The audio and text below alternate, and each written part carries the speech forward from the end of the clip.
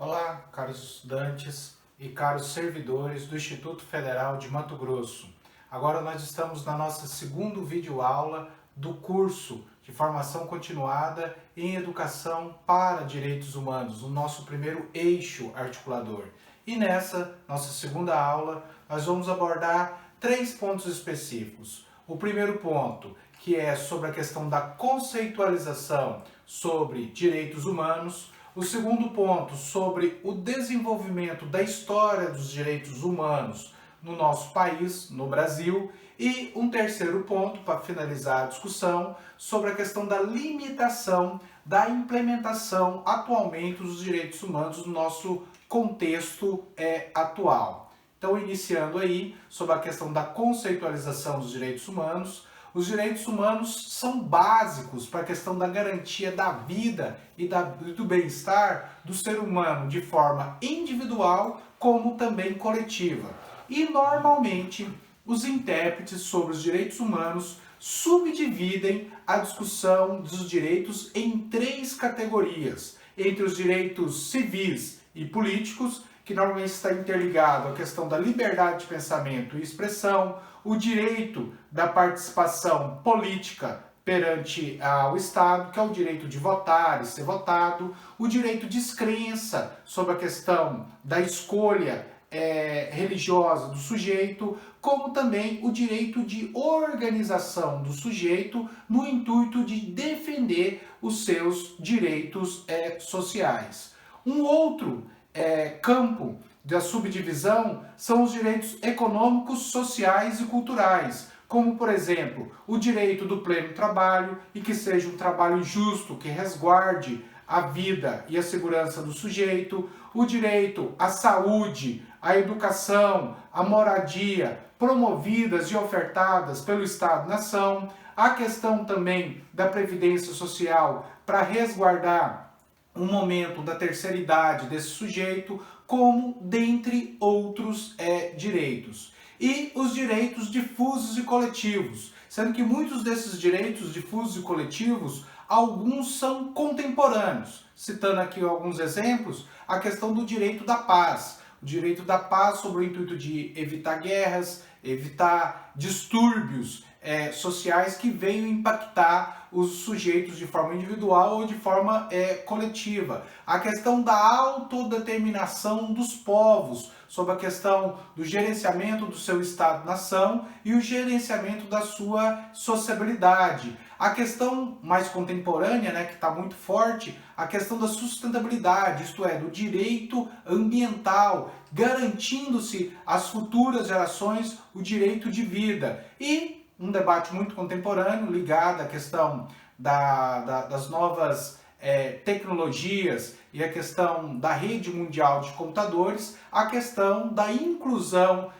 digital, isto é, o direito do sujeito a ter acesso à internet. Ora, os direitos humanos e como também os direitos sociais no Brasil, o avanço deles, obviamente, aconteceu através de muita mobilização, muita luta da sociedade e dos seus vários segmentos, sendo que uma parte das conquistas, infelizmente, foram tuteladas pelo Estado e pelas elites dirigentes nacionais. E aqui eu selecionei para vocês 3 conquistas históricas da sociedade brasileira, mas que infelizmente as narrativas apontam para a lógica de tutela, como por exemplo o fim da escravidão. A luta dos negros pelo fim da escravidão ocorre em nosso território nacional desde o período colonial, desde o século XVI, perpassando os anos 1600, os anos 1700, até chegar ao século XIX, sendo o território brasileiro um dos últimos a abolir a escravidão, como por exemplo no continente americano, no ano de 1888. Conquista essa que posteriormente foi tutelada pelo Estado como se fosse uma dádiva da princesa imperial aos povos que ainda estavam escravizados. Outra questão que foi fundamental no intuito de reordenar a máquina administrativa pública brasileira e o modelo de vida política brasileiro foi a questão da proclamação e a formação da República. Muitos que batalharam pela República imaginavam um outro tipo, obviamente, de modelo republicano. Mas foi muita luta da sociedade brasileira para obter um modelo de Estado republicano, excluindo o modelo anterior, que era o modelo monárquico. Aqui nós podemos citar alguns tipos de movimento ao longo da história do Brasil, como a Confederação do Equador em 1817, como a questão do movimento Farroupilha nas décadas de 30 e 40 do século XIX, o movimento da Sabinada no território baiano, dentre outros vários movimentos que nós tivemos no território brasileiro, seja encabeçada pelas camadas médias da sociedade brasileira ou encabeçada pelas camadas mais populares do país. Outra luta que posteriormente foi tutelada pelo Estado Nacional Brasileiro foi a questão da legislação trabalhista e da legislação previdenciária. Se nós pegarmos os primeiros anos da vida republicana do Brasil, a classe trabalhadora nascente no país reivindicou, por intermédio das suas organizações e por intermédio de uma vasta mobilização, o direito da normatização do trabalho feminino, do trabalho infantil, um limite da jornada de trabalho que vai derivar nas nossas 8 horas diárias, o direito das férias, o direito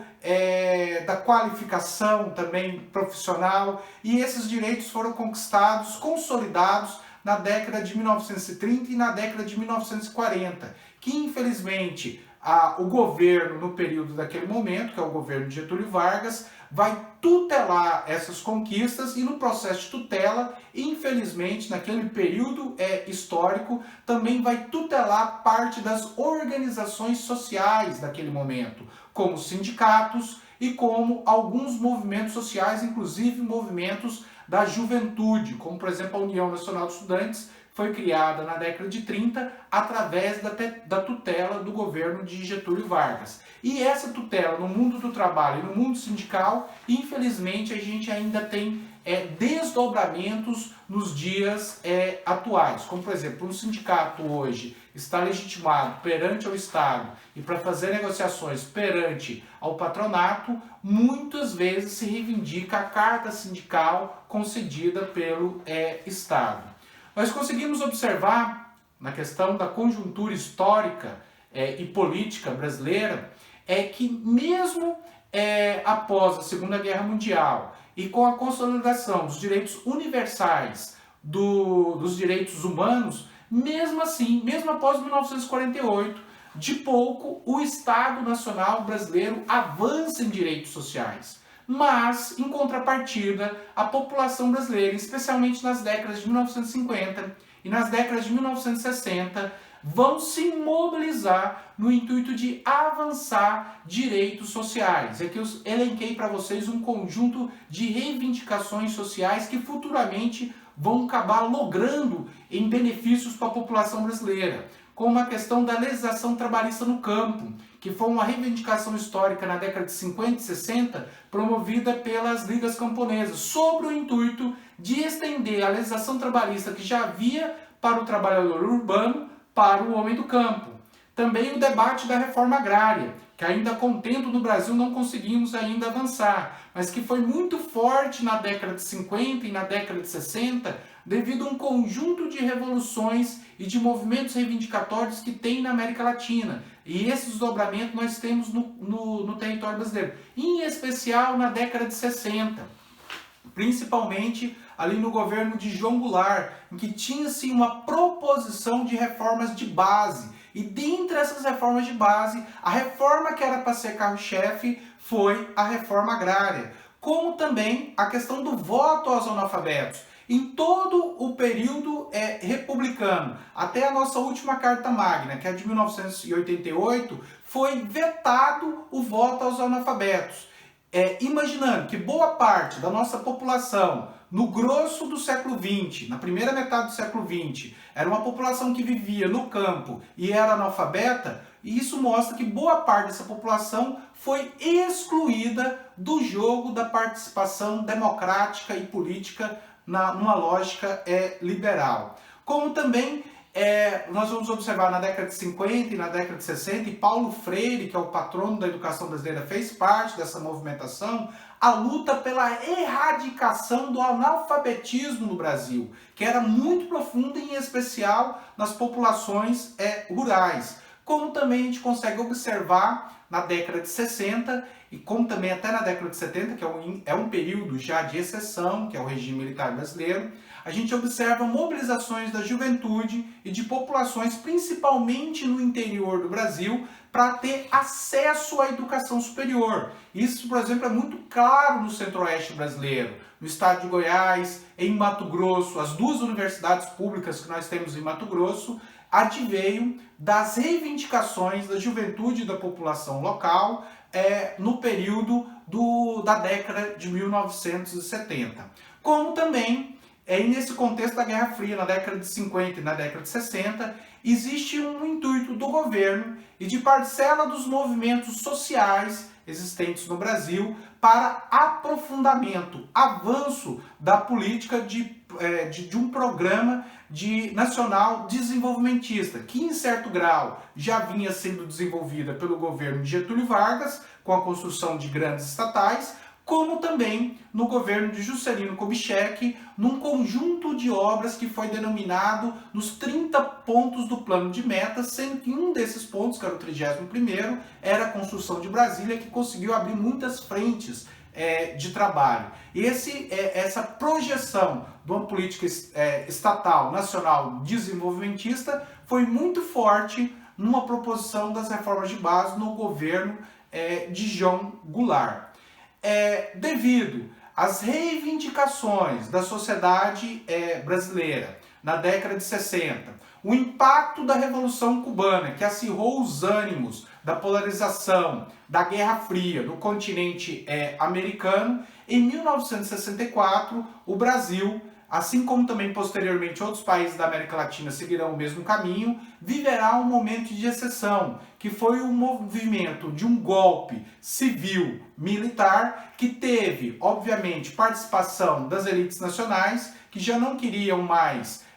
um projeto de perfil nacional desenvolvimentista, de perfil estatista, e nem atender demandas reivindicatórias históricas existentes no nosso país, em especial a questão da reforma agrária. Então, em 1964, as elites brasileiras, impulsionadas pelas altas patentes das nossas Forças Armadas, em parceria com o grande capital internacional, em parceria com a grande potência econômica da época, os Estados Unidos, via a CIA, que temia novas revoluções equiparadas como a Revolução Cubana, promovem no Brasil um golpe que tira do poder o governo de João Goulart, que tinha a proposição de reformas estruturantes no Brasil, que eram chamadas as reformas de base. E, a partir de 1964, a gente vai ver um recuo na promoção das políticas dos direitos humanos e, obviamente, no avanço dos direitos sociais na vida brasileira. Como, por exemplo, recuo nos direitos políticos e civis, como, por exemplo, a participação política da sociedade brasileira em escolher o poder executivo a nível da União, que é a imagem do presidente da República, escolher, em determinados momentos históricos, os governadores de estados e de algumas cidades, principalmente cidades estratégicas no país e algumas capitais, a população não teve esse direito. Como também não teve o direito de fazer a organização dos seus partidos políticos. No período do regime militar, em determinado momento, um ato institucional implementou apenas a possibilidade de 2 partidos políticos no Brasil. Também se interferiu na questão dos direitos políticos e civis, na questão da organização da sociedade civil. O Estado colocou na clandestinidade um conjunto de sindicatos, colocou na clandestinidade um conjunto de organizações da juventude, como a União Nacional dos Estudantes e a União Brasileira dos Estudantes Secundaristas, dentre outras organizações que sofreram cerceamento. Também nós tivemos a limitação na questão dos direitos econômicos, como, por exemplo, na questão da crise de 1974, que delimita o fim do, entre aspas, chamado milagre econômico, em que o Estado Nacional Brasileiro pegou muito dinheiro emprestado com organismos internacionais, como o FMI e o Banco Mundial, e isso levou um aumento da dívida pública e um excesso de inflação na economia brasileira no final das décadas de 70 e no princípio da década de 1980, diminuindo assim o poder de compra e o poder de bem-estar social da sociedade brasileira, como também no período do regime militar, que vai de 21 anos, né, de 64 a 1985, a gente teve também um recuo nos chamados direitos difusos, em especial na questão da soberania nacional, devido ao acréscimo da dívida pública gerado pelo tal do, entre aspas, milagre econômico. Nós tivemos recuo na questão do meio ambiente, como fica claro na questão da construção de grandes rodovias que cortaram áreas que deveriam ser de preservação ambiental, como a questão da Transamazônica, como a questão da rodovia Belém-Brasília, como também o princípio de uma promoção de uma nova corrida para o oeste, no intuito de ocupar territórios na fronteira oeste e no Brasil Central, propiciando assim um princípio da formação latifundiária, ainda mais concentração de terra na mão de poucos, aqui nas regiões onde nós estamos situados, em especial aqui em Mato Grosso. Como também um ataque a povos tradicionais para poder consolidar determinados empreendimentos do Estado Nacional Brasileiro. Como, por exemplo, como eu já disse aqui, a construção de grandes rodovias, a construção de hidrelétricas, tudo isso acabou atingindo populações tradicionais, inclusive populações aqui do território de Mato Grosso. A gente consegue observar que por mais que o regime militar limitasse direitos humanos, a população reivindicava, obviamente, a retomada da democracia no país, isto é, a retomada dos direitos civis e dos direitos políticos, como também a população, aqueles que ainda conseguiam se manter em certo grau organizado, encampavam movimentos em prol das suas melhorias de condição de vida. Então, ali nas décadas de 70, no princípio da década de 80, nós vamos conseguir observar grandes greves do operariado, principalmente nos estados em que tinha um maior número de trabalhadores organizados, como as greves no ABC Paulista. A gente vai conseguir observar a organização do funcionalismo público ocorrendo também nesse período da década de 70 e 80, a reorganização da juventude brasileira, e isso obviamente vai desdobrar no final do regime militar, que ocorreu de forma gradativa. E o ponto final disso, a gente pode dizer, ponto final não, né, mas uma das principais consequências, né, foi a Constituição Federal de 1988, que está em vigor, que aí já perpassou mais de 30 anos de aplicabilidade, ou pelo menos, né, da tentativa de aplicabilidade da nossa Constituição. E essa Constituição de 88 foi denominada na época, como é também denominada por alguns estudiosos da parte jurídica, como a Constituição Cidadã. Para muitos intérpretes, juristas, constitucionalistas, que existem tanto no território brasileiro como fora do Brasil, eles colocam a Constituição brasileira como uma das melhores do mundo. E, obviamente, ela é fruto dessas mobilizações reivindicatórias da sociedade brasileira, tanto antes do período do regime militar, como no transcorrer do próprio regime militar, por mais que houvesse um cerceamento na questão organizativa. Na Constituição de 88, vários direitos sociais e o princípio dos direitos humanos, presente na Declaração Universal dos Direitos Humanos de 1948, muitos elementos estão presentes na nossa atual Constituição, como, por exemplo, o direito de votar e ser votado,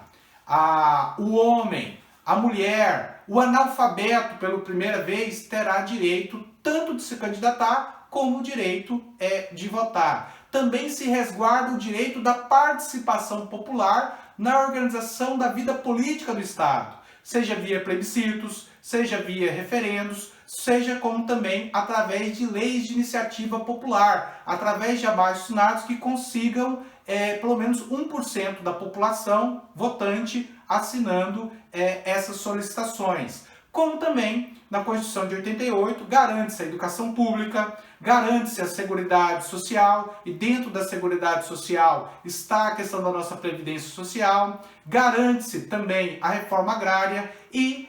o acesso à saúde pública de forma universal. Garante-se também os direitos difusos, como a questão da soberania nacional, resguardando-a, a proteção aos povos tradicionais, indígenas e quilombolas, e o direito à nacionalidade àqueles sujeitos que fizerem a opção de viver aqui no território brasileiro. E como desdobramento da Constituição de 88, no primeiro governo eleito de forma direta pela população civil, que é o governo de Fernando Collor, também vai se ampliar um direito social essencial para as crianças e adolescentes, que deveria ser um texto de cabeceira para todo educador, que é a questão do Estatuto da Criança e do Adolescente, que foi promulgado em 1990. Ora, no Estado Nacional Brasileiro, no início da década de 90, como a consequência de um debate internacional, graças ao fim da polarização da Guerra Fria, o Brasil participou de forma decisiva da questão da Conferência dos Direitos Humanos de Viena, aquela mesma conferência que eu falei na aula anterior, em que deixa claro a questão da indivisibilidade e da associação, da necessidade de associação entre os vários peculiaridades dos direitos humanos. E o brasileiro que participa dessa Conferência de Viena, inclusive participa da redação final do documento, foi o futuro presidente Fernando Henrique Cardoso, que na época era chanceler do governo de Itamar Franco. E nessa Conferência de Viena, mais de 171 países participaram, e nessa Conferência de Viena, uma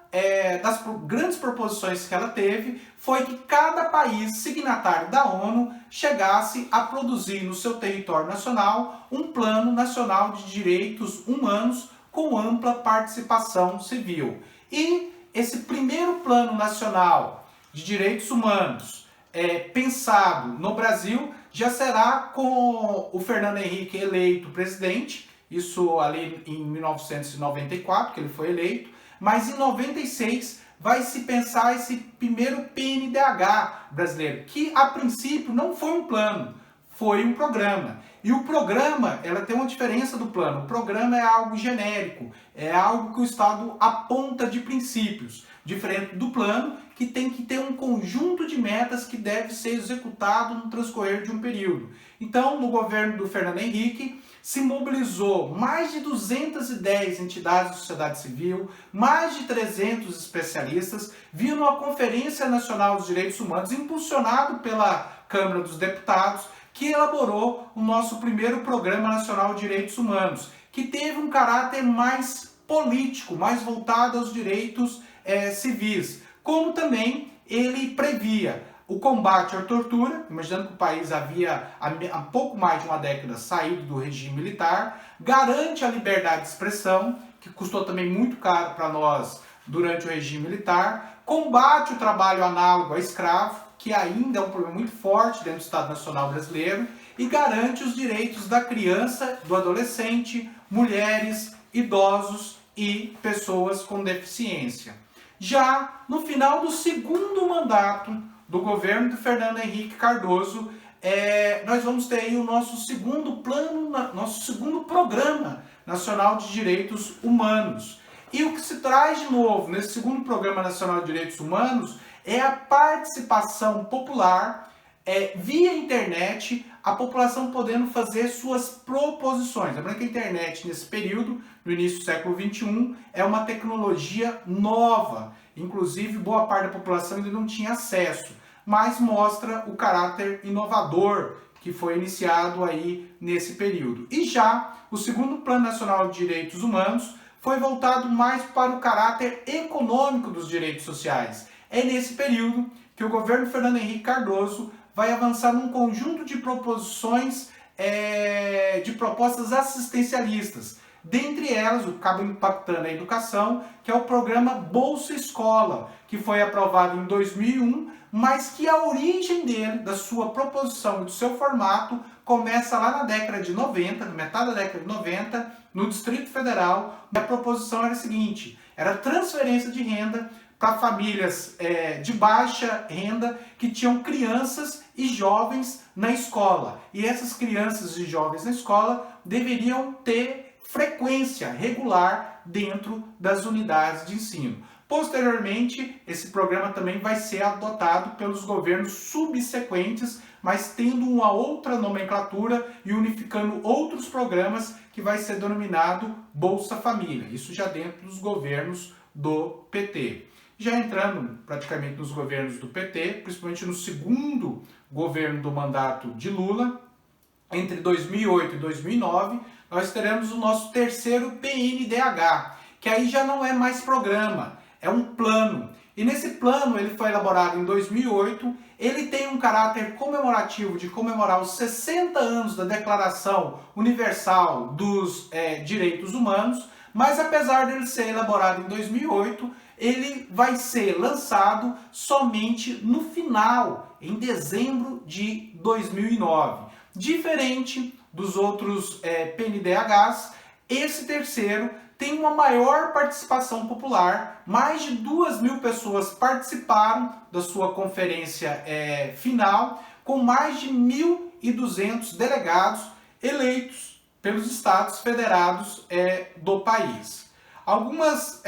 características do PNDH, que eu vou colocar aí para vocês, tá? Ele teve uma maior participação popular, como eu disse para vocês. É um plano. Por ser um plano, ele tem metas e prazos que deveriam ser executados via ações bienais. Esse plano, ele propôs mais de 521 ações programáticas ordenadas em 6 eixos. Teve um conjunto de indicações que foi feito para as outras esferas do poder, que é o poder judiciário e o poder legislativo. E esse PNDH, em boa parcela, ele foi elaborado no aspecto da educação, apropriando-se do Plano Nacional de Educação e Direitos Humanos, que foi elaborado num período um pouco anterior, em 2006. E esse terceiro PNDH, ele vai ter muita resistência de setores conservadores da sociedade. Isso graças ao terceiro PNDH querer discutir os crimes que o Estado promoveu no período do regime militar, com a proposição da Comissão da Verdade, também com a discussão da questão dos direitos da mulher, principalmente da questão da mulher controlar seu próprio corpo, principalmente frente ao debate sobre o aborto. Também teve muita polêmica sobre o casamento homoafetivo no plano civil e também as recomendações feitas ao Judiciário e ao Parlamento. Setores mais conservadores da sociedade brasileira enxergavam isso como uma intervenção do Executivo perante as outras esferas do poder. E também teve muita polêmica perante a cobrança de respeito perante ao Estado laico e a educação laica. Muitos defensores da educação religiosa e de que símbolos religiosos devem fazer parte de espaços públicos questionaram certos pontos do terceiro PNDH. Aqui eu quero apresentar para vocês o que eu acho que é uma discussão muito essencial, que inclusive eu até convoco os colegas, como também os estudantes, terem contato com o Plano Nacional de Educação em Direitos Humanos, que foi feito um pouco antes do PNDH 3. Esse Plano Nacional de Direitos Humanos em educação, voltados à educação, foi elaborado no ano de 2006. E aqui eu coloquei no slide para vocês uma fala do então ministro da Educação, que era o Fernando Haddad, e ele afirmando que o Estado brasileiro tem como princípio a afirmação dos direitos humanos como universais, indivisíveis e interdependentes. E aí ele está bebendo, obviamente, lá na Conferência de Viena. E para sua efetivação, todas as políticas públicas devem considerá-los na perspectiva da construção de uma sociedade baseada na promoção da igualdade, de oportunidades e da equidade, no respeito à diversidade e na consolidação de uma cultura democrática e cidadã. Veja que aí também ele bebe lá na Declaração dos Direitos Universais dos Direitos Humanos. Observe também que aí no outro parágrafo que eu te retirei para vocês, ele fala o seguinte, na apresentação. Nessa direção, o governo brasileiro, obviamente através do Estado, tem um compromisso maior de promover uma educação de qualidade para todos, entendida como direito humano essencial, o que também está lá no documento de 1948, na Declaração Universal. Assim, a universalização do ensino fundamental, a ampliação da educação infantil e do ensino médio e da educação superior e a melhoria da qualidade em todos esses níveis e nas diversas modalidades de ensino são tarefas prioritárias. Então veja que o governo, por mais que desse uma ênfase à educação, não chega a afirmar ainda a universalização do ensino médio e nem a universalização do ensino superior, mas a expansão desses níveis de ensino. No Plano Nacional de Educação e Direitos Humanos, ele é subdividido em 5 eixos, que é o eixo do debate da educação básica, que tem aí 5 princípios e 27 ações programáticas, 27 proposições. Tem o eixo da educação superior, com 8 princípios e proposições de 28 ações. A educação não formal, que também está interligado com o nosso debate na educação na rede profissional, né? Que são 7 princípios e 14 ações programáticas. Um debate em torno sobre a questão da educação profissional dos sistemas de justiça e segurança. E, no 5º eixo, um debate sobre a relação entre educação e mídia, com 5 princípios e 23 ações programáticas. Ora, para além do Plano Nacional de Educação em Direitos Humanos, a gente vê que também, nos últimos anos, nós tivemos avanços, conquistas recentes, como o Estatuto do Idoso, feito em 2003, no primeiro ano do governo de Lula, o Estatuto da Pessoa com Deficiência, que é fundamental para a educação, tendo-se em vista que essa demanda se insere, obviamente, na educação profissional, o Estatuto do Índio, que também pesa no modelo de educação que nós devemos elaborar no estado de Mato Grosso, tendo-se em vista a grande densidade da população indígena no nosso território, como também uma lei que é muito relevante, que é a Lei 11.645, que aborda sobre a história da educação, sobre a história da cultura afro-brasileira e indígena no país. E essa lei de 2008, ela é reformulação de uma lei que havia em 2003, que só abordava sobre a questão da história da cultura afro-brasileira, sendo que a lei de 2008 inclui a questão indígena. E em 2013, um outro documento que é muito relevante, que a gente deve, nós enquanto educadores e a juventude deve se apropriar desse documento, que é o Estatuto da Juventude, que eu estou trazendo aqui para vocês. O Estatuto da Juventude ele é de 2013, agosto de 2013, alguns meses, alguns dias após a jornada de junho de 2013, que foi a maior mobilização que já teve na sociedade civil brasileira, impulsionada inicialmente pela juventude, principalmente em busca da mobilidade urbana, em busca da educação pública, em busca da saúde pública, em busca de direitos sociais. E uma das respostas do Estado foi a concretização do Estatuto da Juventude, que prevê 11 direitos sociais para a juventude. Juventude no recorte da faixa etária de 15 a 29 anos. E aí eu elenco para vocês esses 11 direitos. Direito à diversidade e à igualdade, direito ao desporto e ao lazer, a comunicação e a liberdade de expressão da juventude, que é essencial, o direito à cultura, o direito ao território e à mobilidade, o direito à segurança pública e acesso à justiça, o direito à cidadania, o direito à participação social, política e de representação da juventude, o que é essencial a gente fomentar dentro do IFMT e dentro da rede profissional, o direito da saúde, o direito à educação, o direito à sustentabilidade e ao meio ambiente. Ora, por mais que nós tenhamos conquistas relevantes ao longo do século XX e nesses anos do século XXI, infelizmente, o projeto neoliberal que se aprofunda no continente americano, graças ao governo de Pinochet, no Chile, que é o primeiro a desenvolver um projeto neoliberal em escala global, e graças também ao chamado Consenso de Washington, que é uma unidade de proposições feitas pelo governo estadunidense em parceria com organismos financeiros internacionais, como o Fundo Monetário Internacional, o FMI, e o Banco Interamericano de Desenvolvimento, que organiza também o Banco Mundial, se propõe com um conjunto de medidas para aqueles países que foram credores do FMI e do BIRD, Banco Mundial, e também no processo de renegociação das suas dívidas. Então, no intuito de obter novos empréstimos e no intuito de repensar o pagamento dos juros das suas dívidas, o FMI, o BIRD, obviamente com